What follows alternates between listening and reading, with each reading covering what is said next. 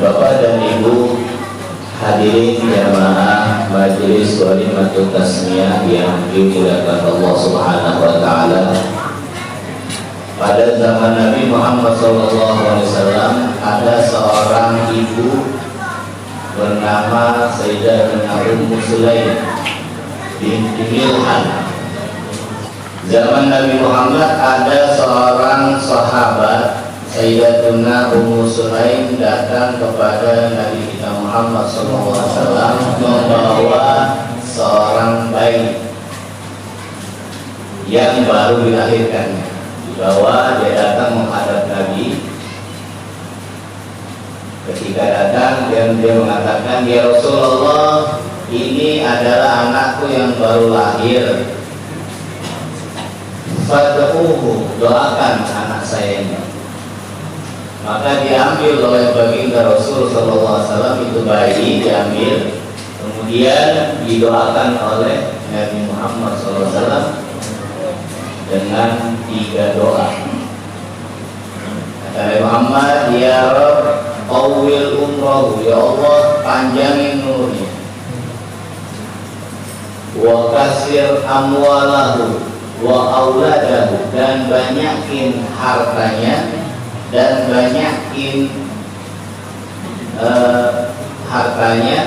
banyakin anak cucunya."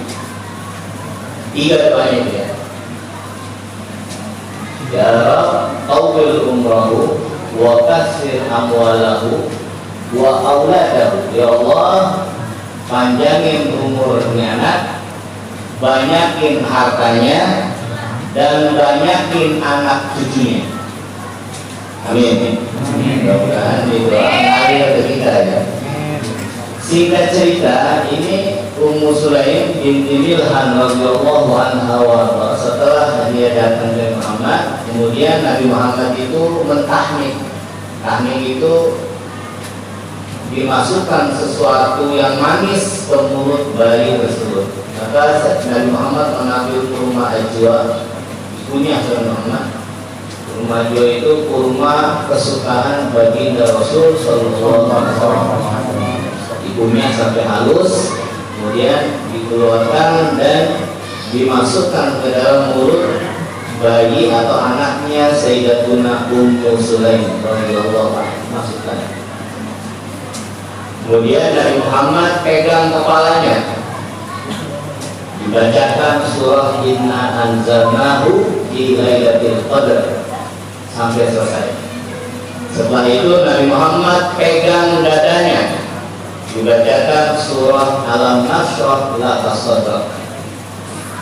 Jadi atas dasar ini ulama kita mensunnahkan apabila ada bayi baru lahir, bagi yang menjenguk bayi, lakikah bayinya, perempuankah, sunnah kita doain dia, ini bayi, didoain yang baik dan pegang kepalanya, ya, bacakan surah Inna Anzalnahu fi Lailatul Qadar sampai akhir. Dalam satu hadis dikatakan, ya, apabila ada bayi yang dilahirkan kemudian dibacakan surah Inna Anzalnahu fi Lailatul Qadar sampai akhir, ya, kemudian sambil pegang kepalanya, lam yastahwid alaihi syaitan, dia tidak akan diganggu oleh syaitan seluruh hidupnya.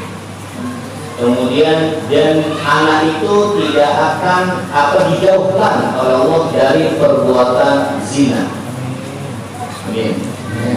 Makanya orang tuanya nanti, ya, kalau ada waktu sambil punya wudu, pegang kepalanya, baca surah Inna Anzalnahu fi Lailatul Qadar. Ini ada dalam kitab Al-Bujayrami keterangannya. Kitab Ihya juga ditukil keterangan seperti itu. Kemudian pegang dadanya, bacakan surah Alam Nashrah Laka Sadrak sampai habis. Katanya ulama, apabila ada bayi baru lahir, pegang dadanya, bacakan surah Alam Nashrah Laka Sadrak, insya Allah apapun yang dia pelajari nanti akan cepat dia hafal dan dibuka hatinya menerima berbagai macam ilmu. Amin. Dan ini anak ini Al-Rumi di Mas Haji dijadikan anak yang berilmu. Nah, singkat cerita, ya, terus didoakan juga dengan kalimat ta'awud ya, yang biasa kita baca di dalam buku-buku mereka itu ada kalimat u'iduka bi kalimatillahi tammah min kulli syaitan wa hammah wa min kulli 'ainin lamah. Itu artinya kalau kita lihat kalimatnya itu doa yang dibaca oleh Nabi Muhammad. Jadi kalau ada bayi sunnah dibacakan doa itu. Jadi u'iduka, aku lindungi kamu. Kalau laki-laki u'iduka bayinya, kalau perempuan u'iduki, diganti doa-doanya maka diganti dengan nasr. U'iduka, aku lindungi kamu di kalimatillahi tammah, dengan kalimat-kalimat Allah yang sempurna. Min kulli syaitan wa hammah, dari tiap-tiap godaan syaitan, wahamah, dan godaan-godaan iblis yang akan mengganggu anak tersebut. Wa min kulli 'ainin lamah, dan dari tiap-tiap mata yang jahat. Emang ada mata jahat? Ada mata jahat. Disebutnya itu namanya penyakit ain, Pak.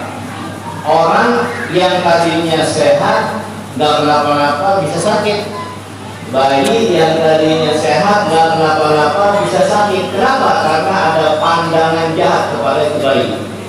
Begitu dilihat itu bayi begini, hatinya itu ngomong dengan pandangan-pandangan jahat, sehingga pandangan itu didompleng oleh syaitan, sehingga anak itu yang tadinya sehat jadi sakit. Kenapa? Karena ada pandangan-pandangan yang disertai dengan niat yang jahat, atau bahasa kitanya tidak baik lah. Itu dihindarkan, itu baik dari godaan dan pandangan-pandangan jahat. Itu sunnah ya. Makanya kita kalau melihat bayi, sunnah baca itu buka di kalimatillahi tammah min kulli syaitan wa hammah min kulli 'ainin lamah. Insyaallah bayi itu dijauhi dari pandangan-pandangan jahat. Setelah didoakan hadirin, katanya ulama, setelah didoakan dibawa pulang ke rumah. Bapak tahu siapa bayi ini? Ini bayi, ini anaknya Sayyidatuna Ummu Sulaim ini, yang sudah dibawa kepada menghadap Nabi Muhammad. Dalam catatan sejarah, itu adalah bayi pertama yang ditahnik oleh baginda besar Habibuna Muhammad SAW. Namanya Sayyidina Anas bin Malik radhiyallahu anhu. Imam Anas, bukan Imam Anas bin Malik pendiri mazhab, bukan ya. Kalau itu pendiri mazhab itu tabi'in, ya jauh ya. Ini sahabat Nabi Muhammad. Imam Anas ini lahir di Mekah. Ketika Nabi hijrah, dia ikut hijrah nih bersama keluarganya dan bersama ibunya. Waktu Nabi Muhammad hijrah ke Madinah, Imam Sayyidina Anas bin Malik ini umurnya baru 3 tahun. Itu waktu Nabi hijrah ke Madinah baru umur 3 tahun. Ini Anas bin Malik ini ternyata di dalam manaqib tercatat adalah sahabat Nabi Muhammad yang paling termuda. Paling muda. Imam Anas bin Malik paling muda di antara yang lainnya. Dan Anas bin Malik di dalam sejarah tercatat adalah perawi hadis terbanyak. Kalau ada keluaran hadis dari Anas bin Malik, takhrijnya itu pasti sahih, nggak mungkin enggak. Ini hebatnya Imam Anas bin Malik. Dan Anas bin Malik di dalam sejarah tercatat beliau adalah sahabat Nabi Muhammad yang umurnya paling panjang di antara yang lain. Berapa umurnya Imam Anas bin Malik? 135 tahun. Ada di sini yang umur 135 tahun. Kenapa? Karena doa Imam Allah panjangin umurnya. Panjang umur 135 tahun. Wa kasir amwalahu, ya Allah banyakin hartanya. Imam Anas bin Malik tercatat di dalam sejarah beliau adalah pengusaha kurma tersukses di Madinah ketika itu. Kalau ada orang fakir datang ke Imam Anas dan meminta sedekah, kata Imam Anas, kamu pergi ke kebunku, kamu pilih yang mana kamu mau, kamu ambil, kamu jual, ambil uangnya buat kamu. Dan di dalam manakibnya perjalanan hidup Imam Anas, kalau Imam Anas sedekahin satu buah kebun kurmanya, sama Allah diganti jadi 2. Disedekahin 2 kebun kurma, sama Allah diganti jadi 4. Terus begitu, berlipat-lipat ganda. Bahkan pernah terjadi kemarau di Madinah, yang lain nggak turun hujan, kurmanya Imam Anas nih, kebun kurmanya itu kalau Imam Anas doa, ya Rabb anzilna, ya Allah turunin hujan, turun hujan sekebun kurmanya Imam Anas, yang lain nggak turun hujan. Sallallahu alaihi Muhammad, Nabi Muhammad. Ya. Dan tercatat dalam sejarah Imam Anas itu pengusaha kurma paling sukses, terutama kurma ajwa. Dan itu disedekahin sama Imam Anas.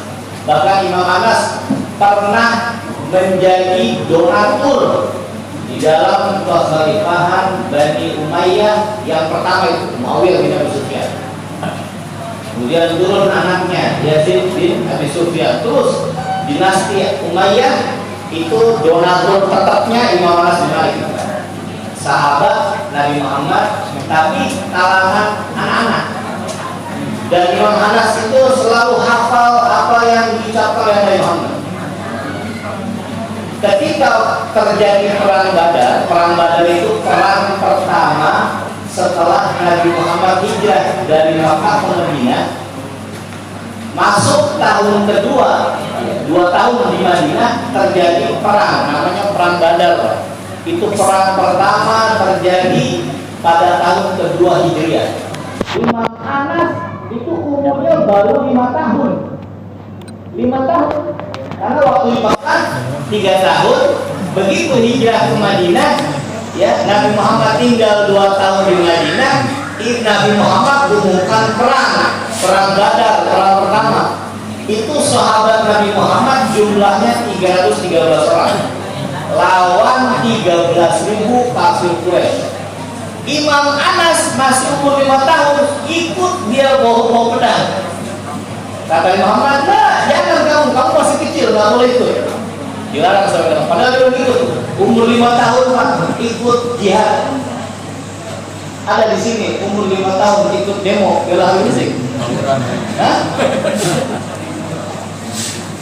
Imam Anas bawa pedang dia, ikut jihad, mau ikut bareng sama sahabatnya Muhammad. Kata jangan, kamu ini masih kecil, nggak boleh. Pulang sama, kembali kepada ilmu ini, pulang sama ke ibu kamu, tak boleh.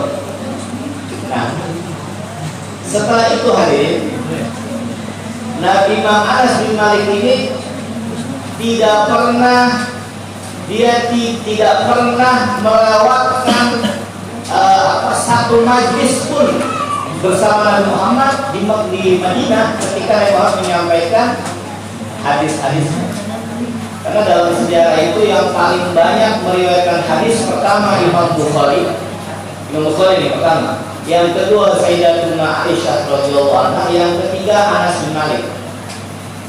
Imam Anas ini ranking ketiga di dalam meriwayatkan hadis. Itu ada dalam kitab syarahnya Riyadhus Shalihin, kitab Dalil Fahim, diterangkan bahwa yang paling juara meriwayatkan hadis, paling terbanyak meriwayatkan hadis adalah Imam Abu Hurairah radhiyallahu anhu, namanya Abdurrahman bin Sakhar. Itu meriwayatkan hadis sebanyak 5.739 hadis, kalau tidak salah ya, 5.739 hadis. Kedua, ranking kedua Sayyidatuna Aisyah binti Abu Bakar. Ini Aisyah ini putrinya sahabat Nabi Abu Bakar, dinikah oleh Nabi Muhammad. Ketika dinikah nggak langsung dipergauli, karena waktu dinikah oleh Nabi umurnya baru 9 tahun. Dinikah oleh Nabi umur 9 tahun. Kemudian dipergauli oleh Nabi itu pada umur 15 tahun. Boleh dipergauli oleh Nabi. Nah yang ketiga itu Imam Anas bin Malik. Ya. Periwayat hadis paling banyak Imam Anas bin Malik. Ketika Imam Anas bin Malik hidup, dikatakan dalam sejarah Imam Anas bin Malik adalah sahabat Nabi Muhammad yang paling banyak anak-anaknya. Bapak tahu berapa anaknya Imam Anas? Anaknya Imam Anas itu 115 orang. Saya nggak bicara dia. Anak ya. Anaknya Imam Anas itu 115 orang anaknya. Sampai terjadi satu wabah penyakit mematikan di Madinah, ya. Itu 80 orang meninggal dunia, anak-anaknya Imam Anas. Sisanya itu nerusin perjuangan Imam Anas bin Malik. Salah satunya adalah pendiri mazhab Malik bin Anas radhiyallahu anhu. Pendiri mazhab Maliki, Imam Malik bin Anas itu keturunannya Imam Anas bin Malik yang juga sahabat dan tabi'in itu. Sallallahu alaihi Muhammad. 115 orang anaknya. Saya mau tanya di sini ada yang anaknya nyampe 15 orang? Apalagi ada program KB cukup 2 anak. Cukup 2 anak. Ya KB itu nggak boleh banyak ya.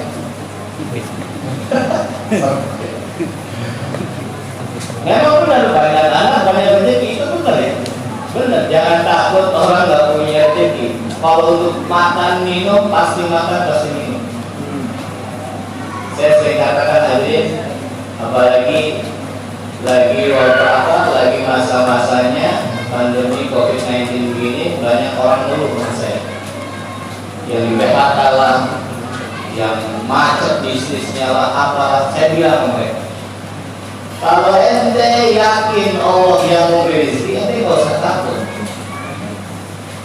Karena terkadang ada istilah bahasa yang kita ucapkan padahal itu menyalahi tauhid. Seperti ada orang berhenti kerja, ketika berhenti kerja dia sampai mengatakan, ya Allah, kenapa saya diberhentikan kerja, gimana anak bini saya makan apa nanti? Itu kalau kata Allah, emang yang ngasih makan itu kerjaan lu apa? Kan Allah yang ngasih makan, bukan kerjaan. Orang ada banyak orang nggak kerja bisa makan bisa minum. Kalau untuk makan minum makan. Makanya pahami rezeki ada 4 Pak. Ada rezeki yang dijamin, ada rezeki yang dijanjikan, yang dibagi, ada rezeki yang dimiliki, ada rezeki yang dijanjikan. Ini Imam Ghazali yang bilang rezeki itu ada 4. Rezeki yang dijamin sama Allah makan minum. Kita makan, kita minum sehingga bisa ibadah, bisa usaha, ikhtiar dan sebagainya. Yang kedua rezeki yang dibagikan. Istri, anak, harta, rumah yang dibagikan oleh Allah kepada kita jauh sebelum Allah menciptakan kita menurut kadar batas ukurannya yang Allah ingini. Bukan kita, Allah yang pengen dibagikan sama Allah. Seperti kita punya gaji kita sudah ketahuan tuh kadar ukurannya, itu Allah yang tentukan. Kita punya anak, ada di dalam kakak kita, anak sekian, punya bini, istri sekian, umpamanya itu menurut kadar ukurannya sebelum Allah nyiptain kita sudah ada itu. Rumah yang kita miliki, kontrakan yang kita punya, itu semua dibagikan oleh Allah. Yang ketiga rezeki yang dimiliki oleh kita. Apa? Maka pakaian, kendaraan, rumah yang kita gunakan. Karena kalau bahasa milik itu sudah dipakai oleh kita dan digunakan. Ada hal-hal yang belum jadi milik tapi kita punya. Saya ambil contoh umpamanya di dalam kita punya uang 10.000, kita punya uang 10.000. Hari ini dapat penghasilan 10.000.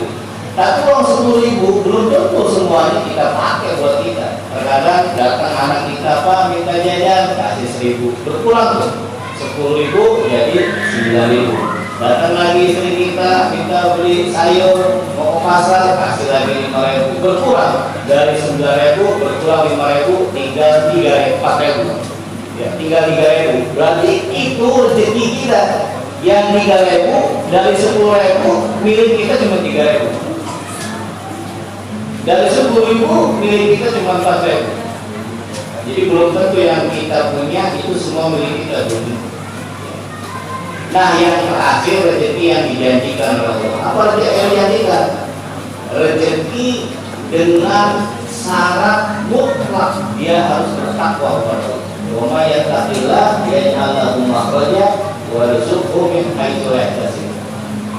Takwa dengan sebenar-benarnya, artinya takut sama Allah kalau dia meninggalkan kewajiban, takut sama Allah kalau dia melakukan kemaksiatan. Berapa banyak orang yang maaf ya, di kampung hidupnya di tengah hutan, di bawah gunung, cuma ngajarin ngaji, cuma macul, tani di sawah, tapi bangun rumah, berangkat haji, umroh tiap bulan, takwa. Takwa. Jadi nggak jaminan orang itu bisa dapat rezeki yang dijanjikan kalau tidak punya nilai takwa. Jika harus takwa dulu, maka dijanjikan sama Allah Subhanahu Wa Taala. Nah, Bapak Ibu hadir yang dirahmati Allah Subhanahu Wa Taala, oleh karena itu ya kita sebagai umat Muhammad harus meyakini bahwasannya rezeki itu datangnya dari Allah. Wa ma min dabbatin fil ardi illa Allah rizquha wa ya'lamu mustaqarraha wa mustawda'aha kullu fi kitabin. Tidak ada satu makhluk yang merata di muka bumi ini kecuali dijamin sama Allah rezeki. Termasuk anak. Kita punya anak berapa? 10-10-10-nya dijamin sama Allah. Makan minuman. Nah, kata Imam Ghazali, dari 4 rezeki itu yang wajib tawakal 1 Pak. Yang pertama, rizqun madmun. Rezeki yang dijamin oleh Allah, cukup modalnya tawakal aja. Nih, ya, cukup modalnya tawakal aja. Jadi walaupun dia kagak kerja, diem aja di rumah atau di musola, di masjid, diem aja, pasti makan, pasti minum. Kalau untuk jaminannya. Tapi kalau pengen punya rumah, ya harus kerja, nabung, kumpulin duit. Pengen punya bini, nyari. Pengen punya anak, usaha, ya. Pengen punya kendaraan, nabung beli kendaraan. Pengen punya akuarium, ya cari tukang akuarium. Ya. Mengikul tukang akuarium, ya. Jadi kami, jadi. Kalau pengen, jadi nggak bisa orang aja. Karena Allah tidak menurunkan emas, kemudian karena dari langit tidak mengeluarkan emas dari. Jadi kita harus cari. Tapi kalau makan minum pasti dia dijamin. Bapak Ibu hadirin yang dimuliakan Allah Subhanahu Wa Taala, terakhir sebagai penutup saya ingin menghimbau kembali ya bahwa kita sebagai umat Nabi Muhammad SAW harus banyak-banyak bersyukur, ya, banyak-banyak bersyukur atas nikmat yang Allah berikan. Maka ini tanda syukur. Bagaimana anak itu adalah anugerah, maka syukurilah. Dan wabah juga nih, wabah corona ini adalah kita wajib bersyukur. Dengan adanya wabah corona, kita lebih sering kumpul sama keluarga, ya, lebih sering kumpul sama saudara, jarang keluar rumah, ada hikmahnya. Bahkan saya pernah ngisi satu masjid, satu masjid. Jadi saya disuruh ngisi khutbah Jumat, pas saya datang ke sana, dia bilang, alhamdulillah hari ini wabah corona bawa berkah. Oh berkah, dia bilang. Iya, soalnya ini tadinya musola, gara-gara ada corona berubah jadi masjid. Musola di masjid. Kenapa? Karena masjidnya pada tutup. Masjidnya pada tutup, orang akhirnya beralih sholat di musola. Akhirnya diurus sama dia, pengurusnya didukung sama warganya sekarang di masjid. Memang memadai, tempatnya besar. Jadi kata dia, ini wabah corona membawa berkah. Iya, yang tadinya musola jadi masjid. Aku syukuri, orang bersyukur ditambah. Apa? Lagi syakartum, lazidannakum wa in kafartum inna adzabil. Jadi banyak bersyukur aja udah. Untuk ngadepin pandemi banyak bersyukur. Ya, bersyukur atas semua yang Allah berikan, bersyukur apa yang sudah kita miliki, ya, dan jangan lupa tujuan kita ibadah. Kalau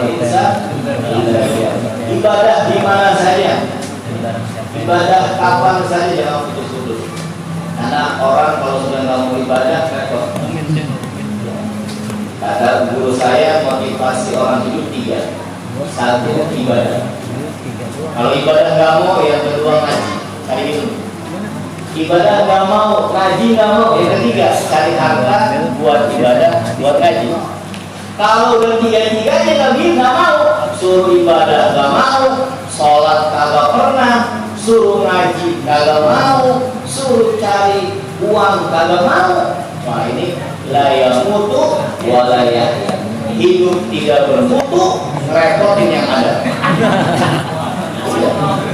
Ini buat apa? Makin enggak, hidup enggak. Suruh ngaji nggak mau, suruh sholat di musola nggak mau, suruh kerja malas, kerjanya main game aja. Ya. Kerjanya main game aja. Atau nongkrong gonjang-gonjeng aja. Beda kerjanya beda kan? Gaya mutu, walaya ya. Hidup tidak bermutu, ngerepotin yang ada gitu. Makanya jangan kita cari yang baik manfaat, berusaha jadi manfaat buat orang. Ya. Jangan hidup itu harus bermanfaat. Kalau kita punya keahlian, tunjukin keahliannya. Oh saya bisa bikin akuarium, nah udah bikin akuarium. Saya bisa pokoknya bikin portal jangan kelas, oh udah kelas isinya. Pulang. Pokoknya punya keahlian tunjukkan dan jangan pernah merasa ya bahwa kita ini adalah orang yang hebat ya. Tidak ada orang hebat di dunia ini. Kita diciptakan Allah dari setetes air mani yang menjijikkan. Iya dong. Ya nggak, air mani menjijikkan. Kalau dijual tuh air mani nggak laku Pak. Ada orang mau jual air mani nggak laku. Bahkan tuh air mani ada di tong-tong sampah di pinggiran hotel-hotel. Orang kalau udah habis zina, dia habis melacur, itu di tong-tong sampah, tempat pembuangan sampah itu dalam pondok itu banyak air mani yang menjijikkan. Itu asal-muasal gitu dari setetes air mani yang menjijikkan. Terus ketika kita udah jadi manusia, udah pinter sekolah, pinter ngaji, pinter segalanya, ahli segala bidang, sombong, nggak ada harapan gitu. Sama Allah akan dihinakan, nggak boleh sombong. Jadilah kita manfaat. Apa yang kita bisa kasihkan orang. Jangan merasa kita hebat. Tidak ada orang hebat di dunia. Di atas langit masih ada langit. Nggak boleh sombong. Orang sombong pasti dihina. Dihina sama Allah. Oleh karena itu saya mengajak mari kita muhasabatun nafsi. Ya kita introspeksi diri kita. Mudah-mudahan Allah Subhanahu Wa Taala jadikan kita orang-orang yang berguna, bermanfaat bagi agama kita, bagi bangsa kita, dan juga keluarga kita. Semoga diselamatkan Allah Subhanahu Wa Taala. Terlebih buat bayi yang tadi kita sama-sama saksikan dan kita doakan mudah-mudahan dijadikan anak yang saleh. Amin. Bertakwa kalimah bertakwa melaksanakan perintah Allah dan Rasulnya, menjauhkan Allah dan Rasulnya, dan semoga Allah Subhanahu Wa Taala bersihkan hati kita dari segala macam sifat yang tercela dan penyakit hati. Allah masukkan ke dalam hati kita sifat-sifat yang terpuji. Semoga Allah Subhanahu Wa Taala pimpin kita di jalannya Habibina Muhammad Sallallahu Alaihi Wasallam. Semoga Allah angkat daripada bala Allah corona ini cepat dihilangkan oleh Subhanahu Wa Taala. Semoga Allah jadikan negara kita ini, kampung kita khususnya, menjadi tempat yang baldatun, thayyibatun, warahmatullahi